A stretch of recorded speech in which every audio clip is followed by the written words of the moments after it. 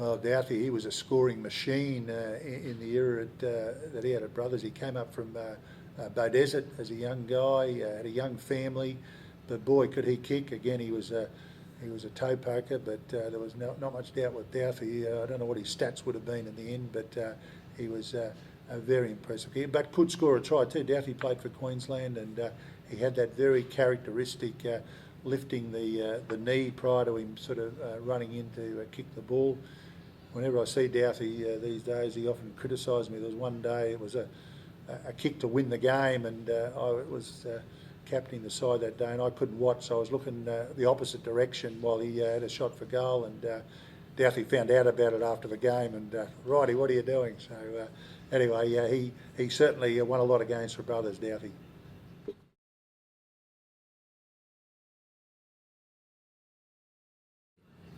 Well, Lenny Dittmar was a great bloke to play with at Brothers, a really good mate of mine. I think that's one of the great things about footy. The mates you develop in those early days often stay forever, and Lenny's one of those. He was before his time, Lenny, actually, because of the physique he had. He rode surf boats, although a lot of rugby league players in that era did do that in the off-season. Lenny was one of those guys. A life member of Mooloolaba Surf Club, He played against St George out here the night that Brothers played St George, when they were hanging out of the trees here at Corwood Park. Lenny, as like an 18-year-old, played against some of the biggest names in the game, when Graham Langlands and Johnny Raper and Billy Smith and all those guys played. Lenny played as a kid and stood tall. He had a good career with Brothers, also had a season in England with Hull, but unfortunately he ended up with some pretty bad knee injuries, retired very young. But again, I loved playing with Lenny because he was the strong man. He could run through brick walls, and again, he and I just hit it off in terms of what I might be able to bring to the table and what he did. We reminisce, and actually it's topical because Lenny has just been given a photo of the City Firsts team. In those days we had City First and Country First and City Second and Country Second to pick a Queensland side, so it's mid-70s. And Lenny and I got picked in this side, and there was some pretty good players in that side too. There was Wayne Bennett in it, and Greg Vivers, and Marty Scanlon, and many others.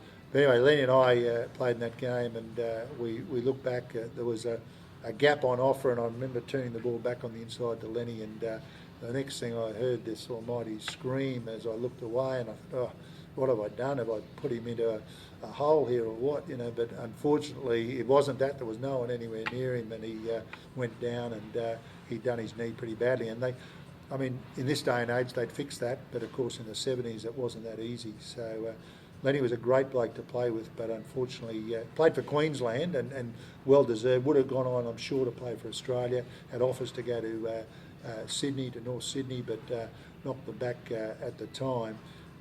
But he could have been anything, Lenny, but he would have retired 24, 25, I think, so his career was nipped in the bud. But he's a good mate and a great character. Yeah, well, Wayne Bennett played a lot of footy with Wayne Bennett. He played either on the wing or at fullback.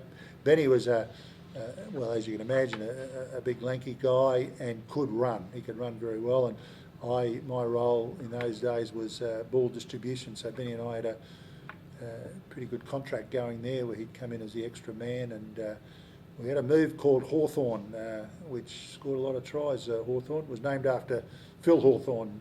He used to run a certain play, and Benny ran a lot of games, Hawthorn, and won a few premierships too, I might add. So, but Benny was a good player, but obviously a great coach. Went on to do some fantastic feats, as we all know, as the super coach. And he retired young. I think one of the reasons Wayne became such a really good coach, he didn't play well into his career. He made a decision early, and I'll never forget it. He decided in the mid-70s not to continue playing with Brothers.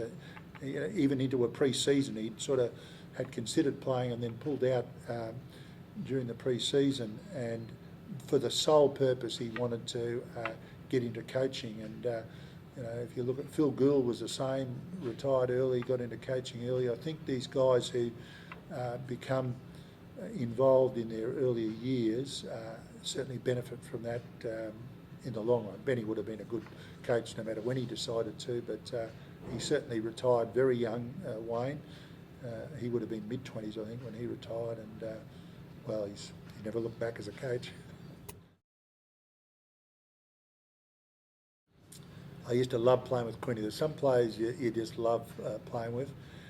Quinny was a very good centre, played for Australia, played for Brothers here, then went down and played for St George, won premierships with St George. The thing I loved about Quinny was the bigger the occasion, the better he went.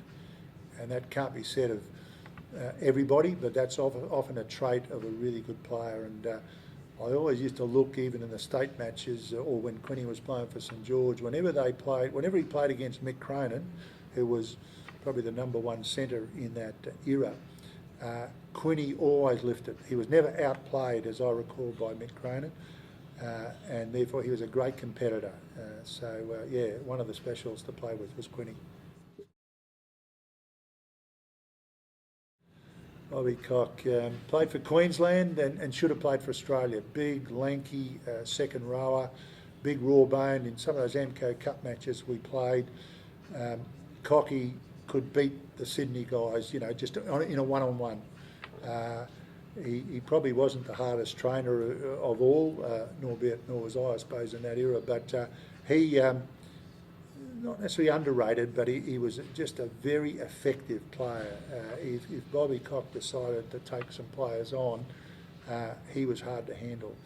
And again, I enjoyed the ball distribution role, and Bobby did a bit of both actually. Bobby could be a runner, and he could offload with some of the best of them. So, and he was quicker than he looked too. There wasn't, if he got into a bit of open space, he was hard to run down. So he was just an awkward character to handle. I saw him just recently. He loves his golf now, and he's about a bogey golfer, maybe a bit better. And he's had 6 holes in one. I've had none, so he must play a lot of golf, I'd say, Bobby Cock. Mark Thomas was a graceful player. Mark Thomas came in sort of in the mid-70s. I remember we played here at Corbett Park a pre-season game against eastern suburbs of Sydney. It was a sad day for me because I broke my arm and a few other guys had some injuries, but Mark Thomas that day, against the best that eastern suburbs of Sydney had to offer, which was the Roosters, of course, he showed his class, and then of course went on to play for Australia. But he was one of those guys who just slipped past defenders. You know, he had some great speed to do it, which you have to if you're going to just deceive them. But he also ran some good lines, yeah, he was a promising young fellow when I played with him, and then he obviously went on to the top ranks of playing for Australia. Greg Thomas. Greg was almost my favourite player to play with, and the reason for that is that Greg and I went to high school together at Wavell High, and as I mentioned earlier, I was one of the slowest players to play the game, but I did fancy myself as a ball distributor. Well, Greg was one of the fastest. Greg was a big, tall, blonde-haired lock forward who could run like the wind. And I mentioned earlier that move, Hawthorn, we had that Wayne Bennett used to enjoy running off. And if anyone asked Wayne Bennett about Hawthorn, he'd know straight away. Even as an example, a couple of years ago, they ran a move, Melbourne ran it in a grand final, and within 5 minutes of Keeper Cronk putting the play on, so if anybody wants to go back and have a look, they'll see what Hawthorn is.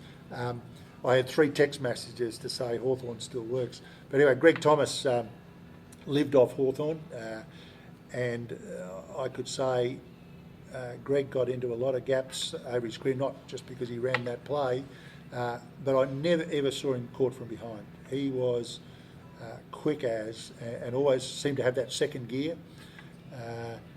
So yeah, Greg was one of my favourite players to play with. As I say, we came right through the juniors together, and then played first grade here at Brothers. So yeah, let's say we were compatible.